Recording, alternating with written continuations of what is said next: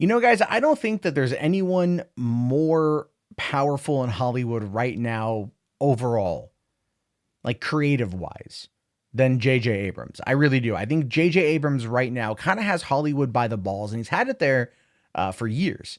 And it's because this dude attacks everything on every single possible front, and he's pretty well liked. He's pretty well loved in some circles. And I think people always kind of know that with him, it's going to be something safe and interesting and potentially groundbreaking, like Lost, or just really out there, like what's that one? Fringe on Fox. I mean, he's always done a lot of different things, and now he's probably signed the biggest deal of his life. And before we jump into that, do me a favor and like and subscribe and click the bell and all that jazz and comment below, because we're going to be talking about this because it's some crazy stuff.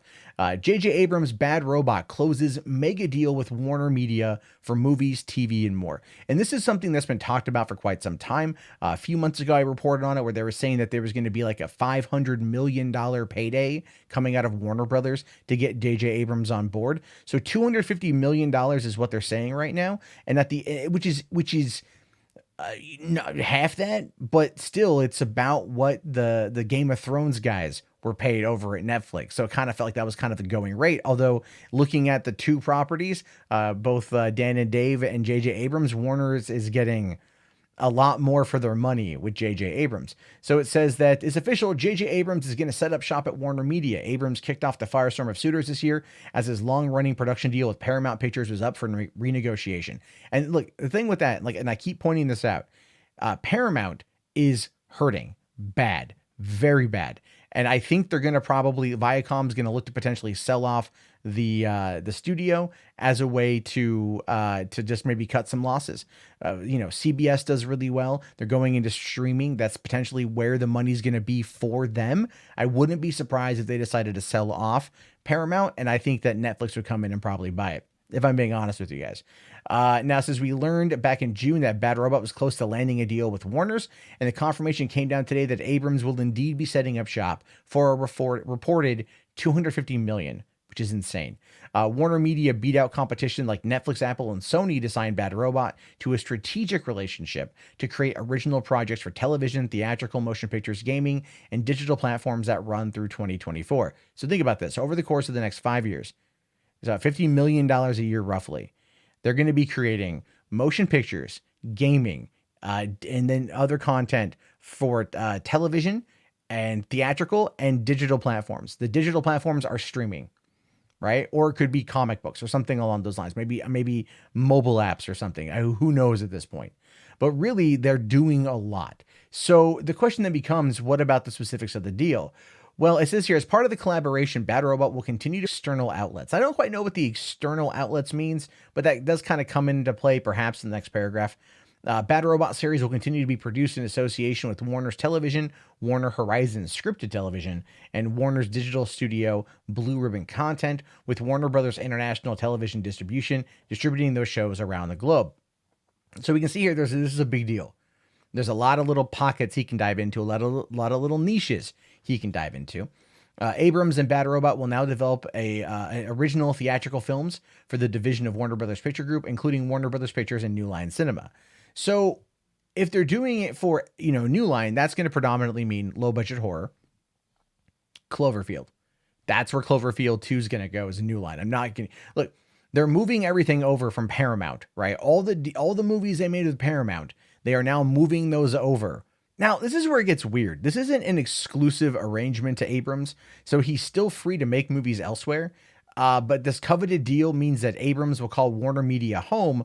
When Bad Robot was on the hunt for a new agreement, the rumors were that Abrams wanted something akin to Steven Spielberg's deals in years past, including the opportunity to expand his projects into areas like theme parks. Warner Media makes a good fit, as Warner Brothers struck a lucrative deal with Universal for the wildly successful Wizarding World of Harry Potter in both Orlando and Los Angeles. But the thing is, has JJ Abrams created anything that would be even warranting of that particular kind of a theme park attraction? No, he's done Star Trek, which is owned by Paramount now. Well, Paramount, Viacom, CBS. He's done Star Wars, wholly owned by Disney and Lucasfilm. He's done Mission Impossible, which was wholly owned by Paramount. And I think also Tom Cruise pretty much, I think, is the ones who have the rights to that. Hence why they keep making them. And then otherwise, he's done Super 8, which was an original creation, which was a good movie. But that's not going to be enough to be going into something like Universal. There's also Cloverfield, which could, given the Universal monsters, could be something that they could tie Cloverfield into, perhaps for some Halloween Horror Night situation, something along those lines. And I know I keep going back to Cloverfield, but this is going to include more Cloverfield. We know JJ loves it. We know he's wanted to do more. And now he's in a position to where he probably could. The thing with Cloverfield Paradox and why Overlord ended up being cut from that was because JJ had the wrong idea. Take another horror movie, add Cloverfield elements to it, and hope that it picks up well with certain people. The gimmick worked well with 10 Cloverfield Lane, but that's it, right? That's it. You got to write these projects from the ground up. You got to get Drew Goddard back on to write the script and Matt Reeves to direct it, albeit that's never, ever going to happen now with Matt Reeves being as popular and successful as he is, although Drew Goddard could probably be thrown a bone, considering that he's been booted out of more projects lately than he's actually gotten made. Really, go look at The Martian if you want to see how badly he got screwed. But the point I'm trying to get through here, what I'm trying to say in general, is that this is a big move for JJ. Now, does this mean that he's going to be taking on DC properties? I think yes. I think at the end of the day, JJ is gunning for something like DC. Why not? He's worked in Star Trek. He's worked in Star Wars. He's worked in Mission Impossible. He knows how to, there's franchises. He knows how to operate within franchises. And if he somehow comes on in and ends up doing something for DC Films, he's going to usurp Walter Hamada. Do I think he's going to take over for Walter Hamada? Yeah, I think at some point. I do. I really do. I think at some point in time, Hamada is going to get outed, as they always do. And they're going to look at JJ like, well, you got to do some content for us, original movies. Why not do some more of these? And then he's going to come and he's going to do it. I think that's what's going to happen. I think they're trying to go the low budget horror route with Hamada running the DCEU right now. I think the fact that they announced the Trench movie as the very first one underneath his call is a bad idea. I understand why they want to do it. They want to capitalize on the success of Aquaman rather than anything else. And I think that it's probably going to crash and burn. Was it Birds of Prey? Looks like it could also crash and burn. And if that movie crashes and burns, then given Warner Brothers' current track record with whoever runs DC Films, they're just going to get rid of them. Doesn't matter if they greenlit the film or not. They're just going to get rid of them. And so I think Abrams is eventually going to come on in and take over. But for right now, this is very fascinating. $250 million to work with Warner Brothers, to work with WarnerMedia, meaning predominantly HBO Max is what they're going to want to use him for the most in order to get new subscribers to that service. Because look, here's the thing with that. What I didn't talk about was he worked a lot with Hulu. They did Castle Rock.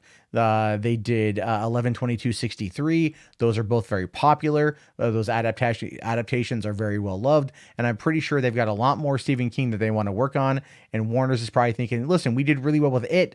Why don't we do more? They got Dr. Sleep coming out here in a few weeks. Why don't we do more with JJ for the streaming side of things and get people coming to us for their Stephen King fix rather than Netflix, which is what I probably think is going to happen. But anyway, I could be wrong. I want to hear your thoughts, your opinions. Let me know down in the comments below. I will talk to you guys later. Have yourself a great day. Be sure to like the video, comment on it, leave your thoughts, be mad at me all you want, agree with me, disagree. I want to hear it all, and subscribe. And I'll talk to you guys later. Have yourself a great day and peace out.